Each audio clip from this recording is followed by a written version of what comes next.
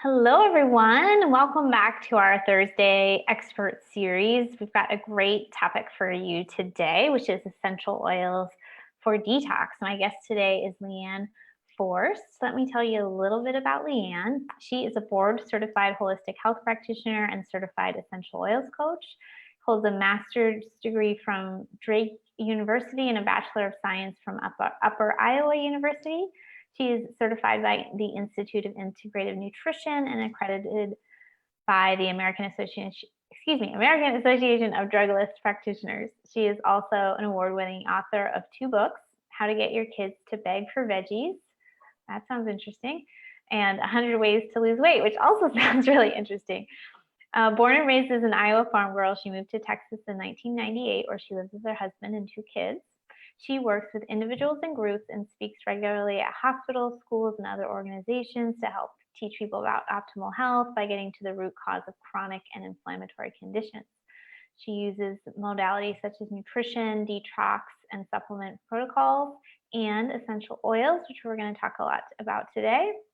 And Leann, I know you've got a personal story with your husband and son and helping them with their health. Is that how you got into the field of health? Yeah, it is. So, when my son was diagnosed with asthma when he was about 2 years old, it was pretty bad. And at that time, we went to doctor after doctor, and of course, they wanted to put him on medication after medication. And at the worst point, he was on 5 different medications, and he was so sick that he had asthma attacks every 3 weeks, and it would last for 10 days at a time, so it was pretty severe. We'd be running to the emergency room and doing steam showers and breathing treatments. And I was just kind of became that mom on a mission to try to help my son. And so I just started reading all these health books and trying to get to the root cause. And I realized that the chemicals in our food, our air, our water, our personal care products, our cleaning products were at least exacerbating his condition, if not causing it. And so I got busy and I cleaned out everything and kind of went through everything in our house, redid our food and everything, took things out in garbage bags. And within 3 months, he was asthma free. Wow, that's amazing. Just from changing the environment. Yeah. That's so great. Yep. So that's where it kind of started. And I just couldn't believe it. And a lot of my friends and family couldn't believe it. I started getting calls and moms and friends that wanted help with their families and wanted to know what I did. And so it became a passion. So that's when I, even though I was sitting on a master's degree, I went back for more schooling and decided to become a holistic health practitioner and open my own private practice. Because you had studied business, right? I think I read that on your site. What's that? You had studied business originally and then moved to health? Okay. Yep. Okay. Well, you're talking about the environment. I know you teach about non-toxic living in your practice, which is something I really also support. And we've got this great topic about essential oils and detox. Maybe before we get into, the how and what of essential oils, just give us a little bit more information about, because I get to ask this question all the time. I get to ask you it now. Why is detox important? And why should we take it seriously? Yeah. Oh gosh, I do too. And it's kind of a general word people are throwing around. It's become kind of trendy, although it is important now because, and they didn't have to talk about detox 30 or 50 years ago, because the people, back then weren't exposed to as many toxins as we are now in modern day society. And so, all the disease rates are going up. Autoimmune disease is now like 1 in 5. Half of all adults have chronic health issues. 1 in 2 men of us are obese. I know that. Yeah, right. And then 1 in 2 men and 1 in 3 women can expect a cancer diagnosis in their lifetime. And the World Health Organization states that cancer rates are going up by 75% by the year 2030, which is not that far away. Yeah. Wow. So we've got to get serious. We know that all medications have side effects and our healthcare system is broken. And so we've got to really be preventative with our health, and detox plays a role because of all the toxins that we're exposed to. and our bodies aren't meant to handle this level of toxins. So that's why it's important. That's a great answer. Yeah, and I like that you throw out some of the statistics. I should do more of that, because it's true. And I get interviewed, and even physicians like who've interviewed me, they're like, well, most physicians think detox is like a BS word, and you need to kind of like basically start out by defending your point. And I was like, this is actually great to know. I had no idea that I had to do that. And yeah, like the trends are such that, we're getting sicker. So it can be tough with toxins to tie them directly in a sense out, like you can at a cellular level, right? Like see how arsenic is affecting a cell or whatever, but like we're all in the soup. So it can be hard to know what exactly is causing what. Yeah. So I think that's part of the difficulty of it, is it's coming from so many different sources at once. But like with your son, when you removed so many different sources of irritation in the air for him, he did get better. But you couldn't just remove one thing. You had to take it out in bags. Bags, garbage bags. My husband almost flipped out on me that day because he was like, you're wasting all this money. But, 3 months later, off all medications. And really, it came down to, I was toxic. I realize now that I was toxic when I had him, which led to his lower immune system.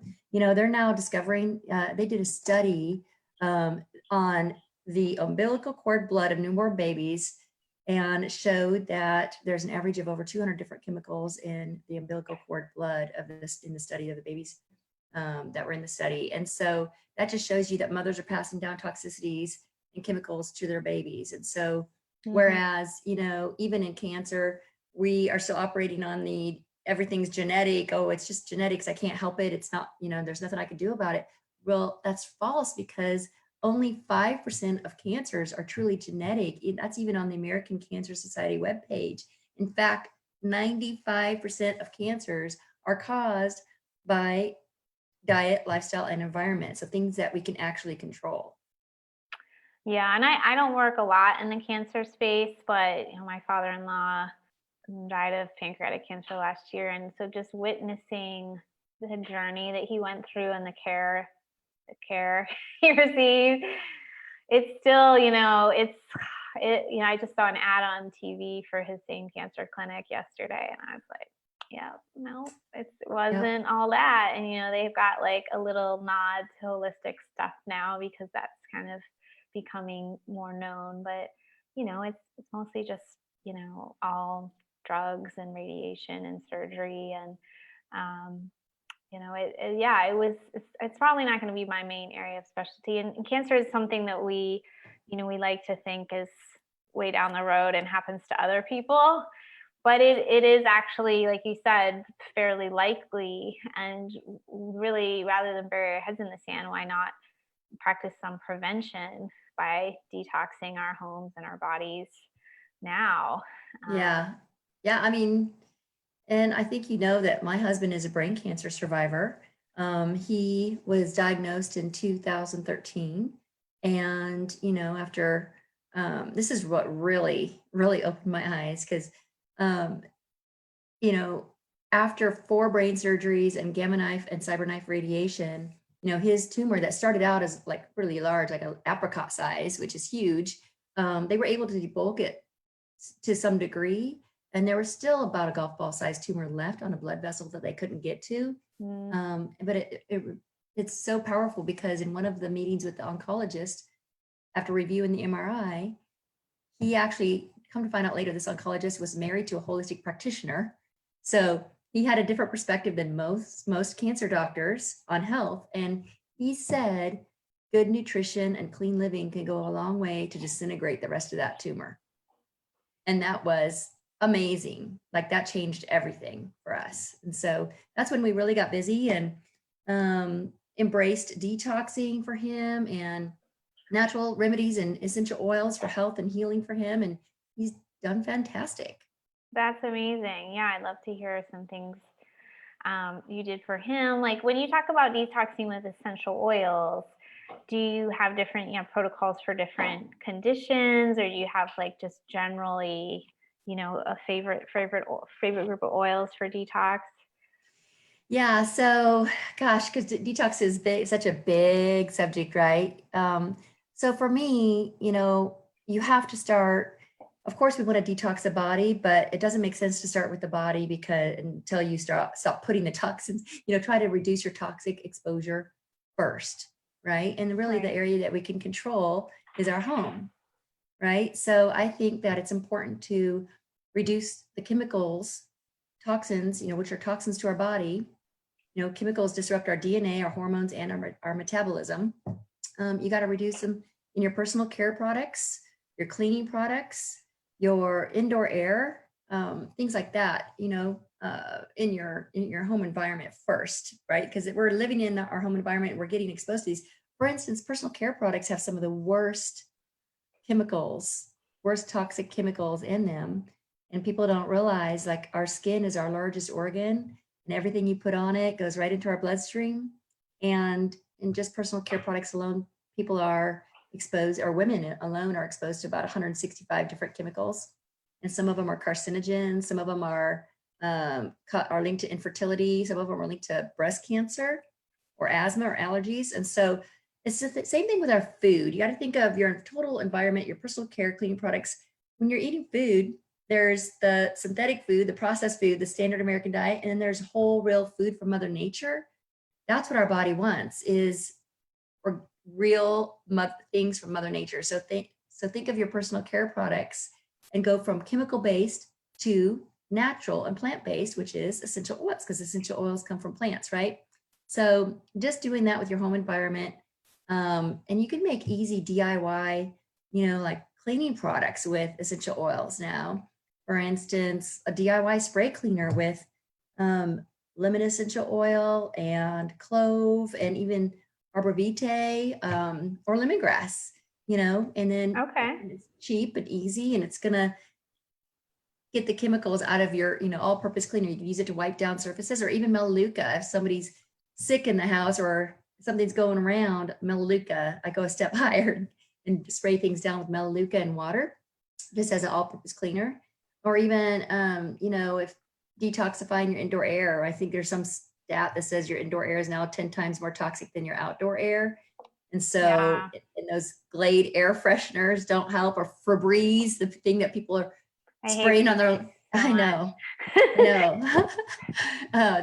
That was one thing I know would set off my son's asthma as well. So just getting some of those chemicals out of your air, and then you can clean your air with things like diffusing lemon essential oil, or even wild orange and clove and cinnamon together make a wonderful indoor air freshener, right? That's clean and Yeah, and some healthy. of those ones can be good for mold in the air too. Yeah. It's certainly not the only way to, deal with mold, but if you're in like a questionable environment, or you're really sensitive and like you're traveling and staying at like a relative's house or something, that can be a way to clean the air. So that's Yeah. a little good helpful tip. Yeah. So that's where I would start. I would start with your environment first. Okay, great. Yeah, and that's kind of across the board, whether you have a cancer diagnosis or asthma, or just, want to be your healthiest, losing weight, balancing your hormones. Toxins can certainly be a factor in any of those elements.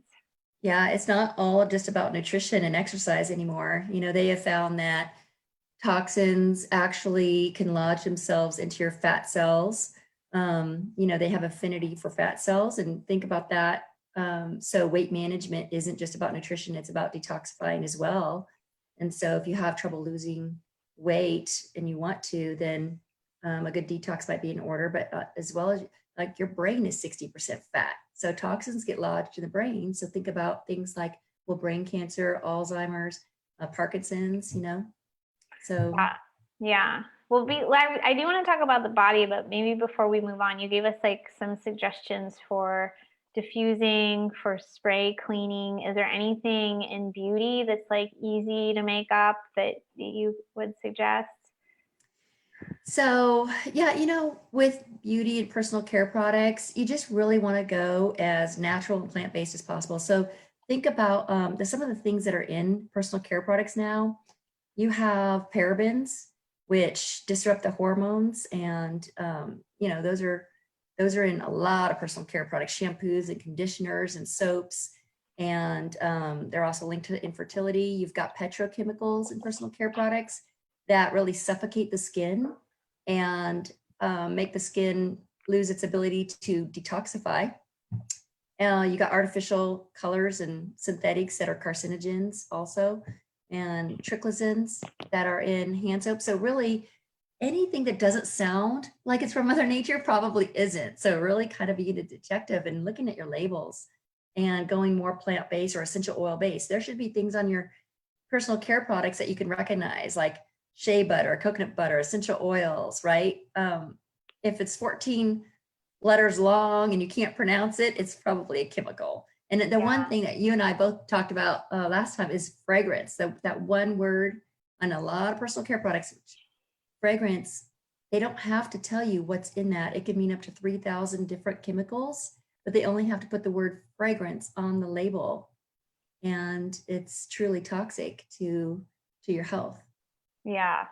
So mostly, I guess as you're saying, most of that stuff you're going to buy pre-made, just make better choices in your shampoo and body wash and stuff like that. Okay. How about essential oils for body detox? What do you like there?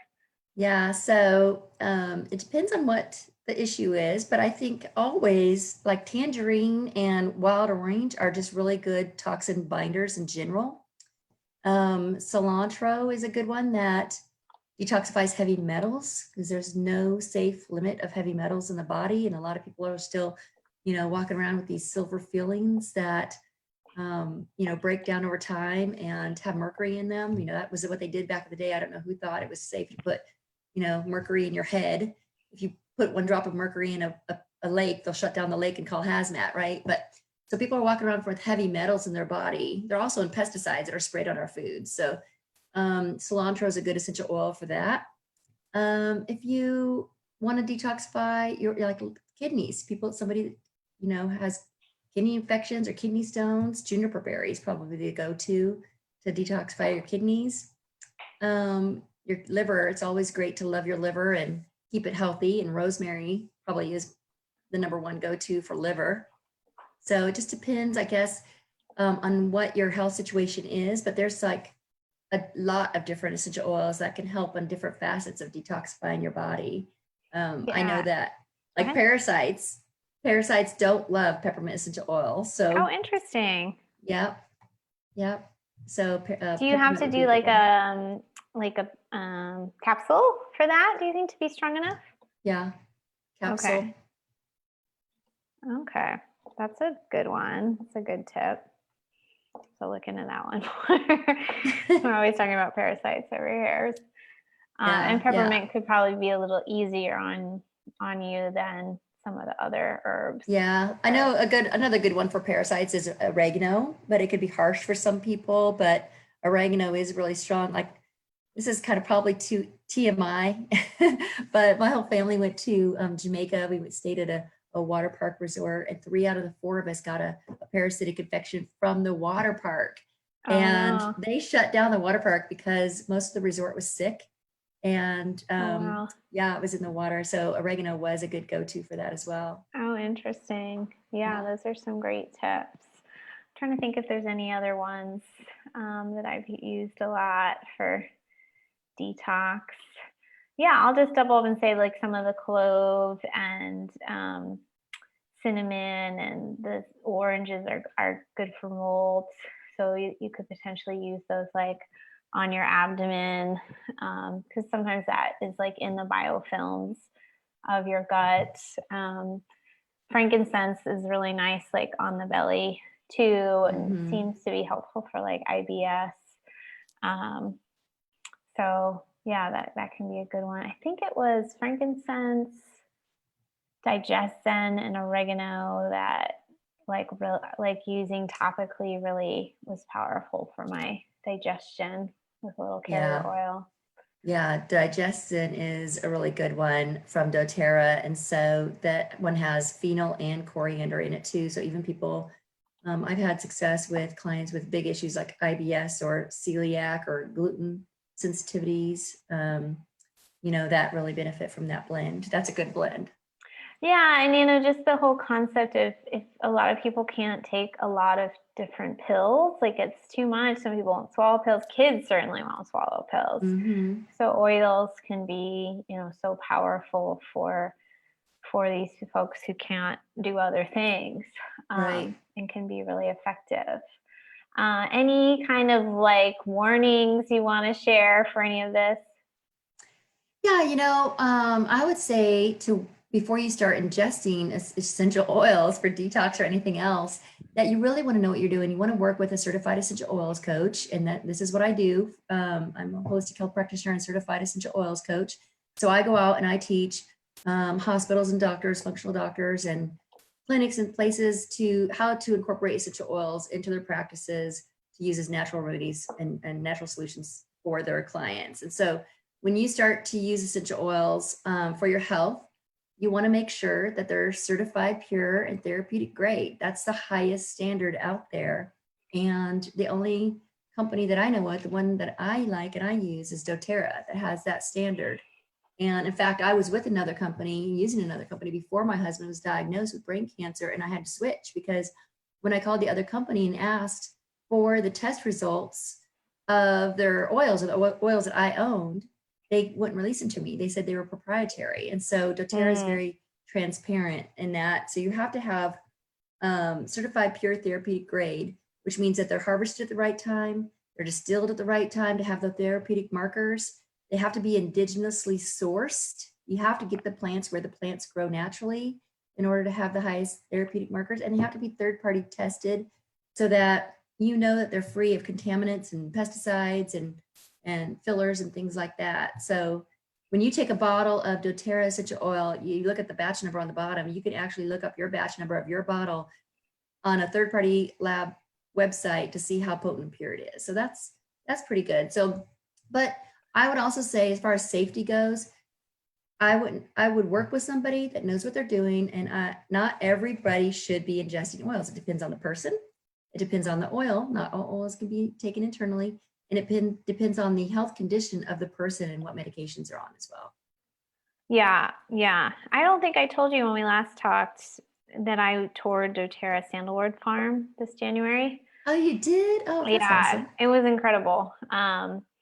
As I mentioned, I still use doTERRA and love doTERRA. I'm not doing it as much as part of my business, but I was so impressed by that experience, because it's unfortunate, like with terms like organic, certified, which is a great term, but there's like a limit on, what can be certified. And some of the stuff was like indigenously harvested, like you said, and you just don't and some of it's in Brazil or in Africa, and it's like wild. So you can't really certify organic because it's not grown like on a farm. So anyway, I went to this sandalwood farm, and it was incredible. Like, they are reforesting all these lands that got decimated in Hawaii's history. They're putting in native trees. Like, they have their first distilling thing in Hawaii. They used to have it elsewhere, and it was just like amazing, like how careful they were with every step in the process, just like the level of quality testing and stewardship of the land and the peoples. Like, they're in partnership with the state of Hawaii to do this. Yeah, it was incredible. So, they do cost more, but you're getting a whole different product, so you can go buy it, essential oils in the checkout of my natural grocery. It's half a mile away, and they're cheap.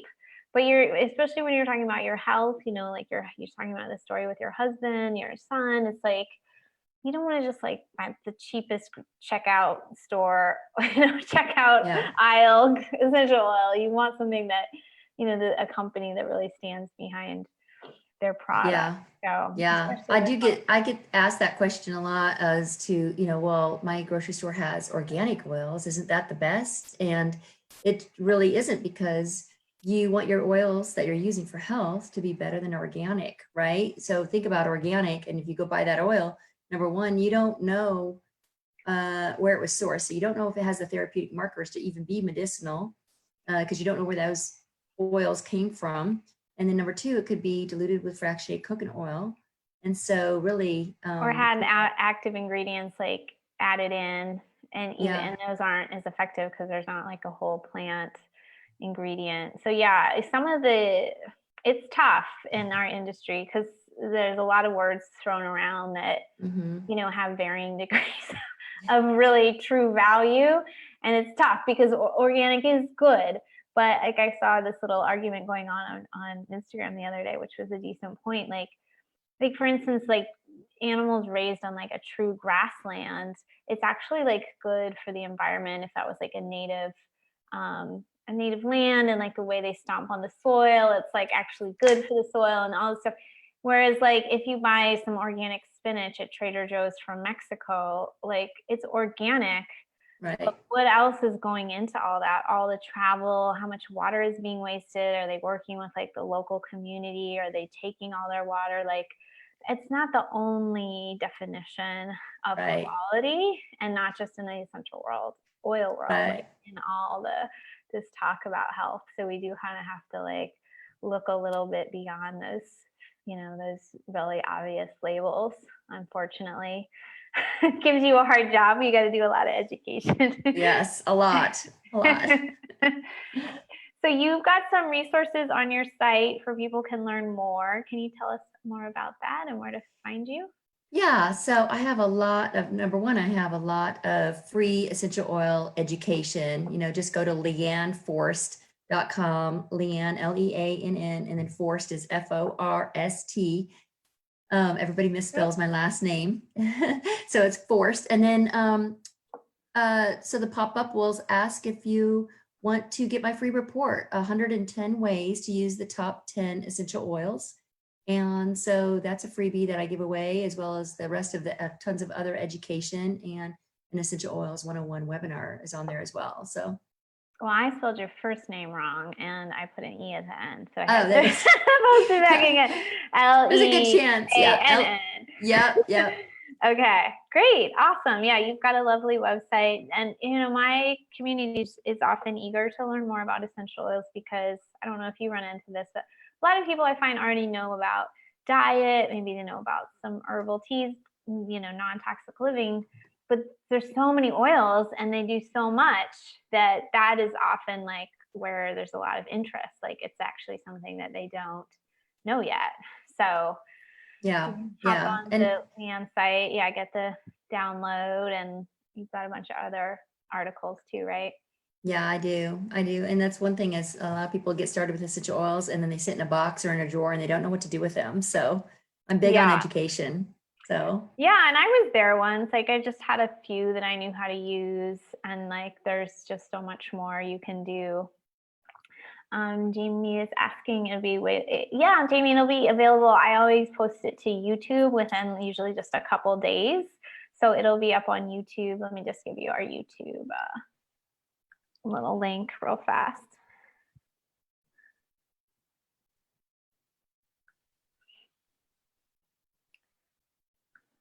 Yeah, and if you're new to oils, but you're listening, and I know some people asked about mold, I want to read Diane's question or comment in a second. Just start with like a few. You don't have to start, if you want to just go for it, you've got a specific condition, talk to Leann, and you can start with like a whole kit, which is really powerful.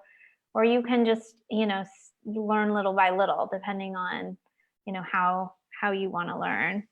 Yeah, and that's a good point too. So because I found that people just need kind of a little hand holding at the beginning, and when somebody works with me on essential oils and gets started with essential oils with me, I provide 2 complimentary phone consults. So right when they get their oils, and then a kind of a follow-up after 30 days. And I have a free Facebook education group for essential oils. And I also have a 21-day essential oil e-course. So every day for 21 days, they get a short little video teaching them how to use essential oils for their health. Oh, that's great. That's awesome. Yeah. Diane is saying that her husband's cancer doctor said, eat whatever you want, don't use supplements. So she's glad to hear. Yeah, and it is true, Diane, like sometimes the way that chemo drugs work, like they don't want to use other supplements because they don't know how they interact, which is like a valid point if you're going that way. It's happened to me in the fertility world too. And I was like, it's okay, because you're talking about like a fire hose versus like, a drip. So sometimes just like let the drip go while the fire hose is being applied. I'll share my friend's site too, since we're just talking about cancer. My friend is a integrative cancer physician, so she's a naturopath, but she has a specialization, and she does do a lot of integration, but she has the knowledge like to be able to do that. Whereas the rest of us, may not really understand how supplements are interacting with drugs and that kind of a thing. So her name is Heather Paulson, and she's got a little program on like supporting naturally while you do conventional care, because sometimes you do need the fire hose. You can't always. She and I were just chatting, and it's like, yeah, it's really exciting to cure things with food, but like sometimes things are so progressed that you need surgery to get the ball rolling and all that. So right. Yeah, got into some good conversation here today. Well, thank you for Leann for being on. Again, you guys can follow up with her at leannforst.com. We've got that in the notes, and she'll answer questions, or you can pick up some resources. And I am a big fan of essential oils. I use them every day. I don't have my whole shelf of them in here, but like it's just a really nice way to round out whatever else you're doing to live naturally. And I feel like there's such powerful little tools. It's just a matter of like getting your hands dirty and getting to know them. And usually when you're in that first phase, you just fall in love with it because there's so much. It's also fun, right? Yeah, it is fun. It is fun. I love them. Yeah. Well, thanks again, Leann. Thanks for everyone for being on. Appreciate it. Thanks, Bridget. All right. Bye, everybody.